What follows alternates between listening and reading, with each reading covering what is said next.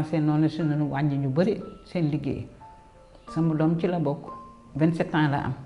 boobu moo doon soutien famille bi moo daan dimbali moo ma daan dimbali wax dëgg yàlla ndax papaam dafa gaañu moo daan dimbali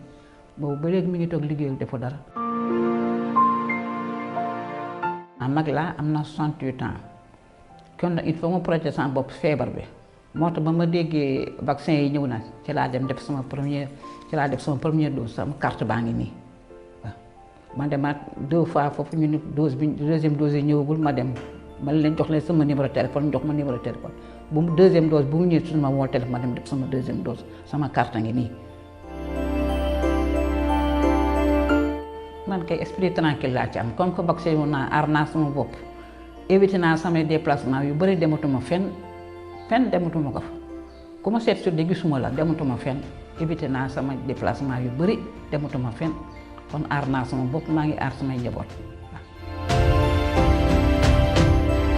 conseil xale yeeg mag yeeg ndaw ñi yëpp di dem ñàkku ji respecter mesure barrière tey takk masque tey daan dante tey bàyyi xew yi déplacement éviter déplacement yu bëri.